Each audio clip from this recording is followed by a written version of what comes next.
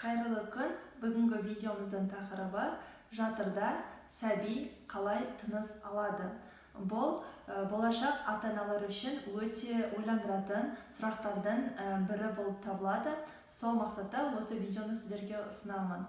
Жалпы кез келген болашақ ана таулы жерлерге барсын, таза ауаға шыққан кезде өте терең тыныс алу міндетті.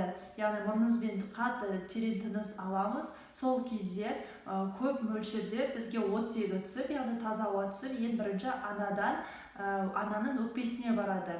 Яғни әйел кісінің өкпесіне барып, сол жерден таза ауа қанға түсу арқылы қаннан ол жатыр тамырларына барады. Жатыр тамырларынан бала екеуін байланыстырушы ұрық жолдас арқылы баланың кіндік тамыры арқылы балаға қарай еніп, сол жерден ең бірінші сол сәтте балада қай мүше қарқынды дамып жатыр, сол аймаққа барады. Мысалы, бүйрегі жаңадан қалыптасып, сол бүйрек дамып жататын болса, көп мөлшерде ауа ол бүйрекке барады, немесе өкпеге барады, бас миіне барады. Сондықтан іштегі сәби ол анасының есебінен тыныс алады.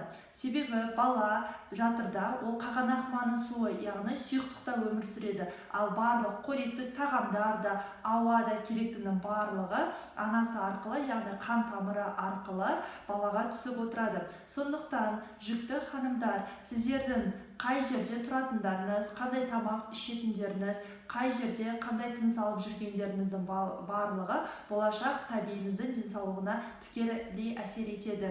Сондықтан міндетті түрде жиі таза ауаға шығуға, ласты химикаттармен жұмыс жасайтын, қоймаларда жұмыс жасайтын, немесе жертөлелерде жұмыс жасайтын болсаңыздар, міндетті түрде жұмысты ауыстырып, немесе жиі серуендеуге шығып тұруды ұсынамын. Және де тамақтану өте дұрыс болуы қажет. Себебі ішкен жеген тамағыңыздың барлығы болашақ сәбиіңіздің дұрыс қалыптасуына керекті құрылыс материалдарының есебінде жүреді.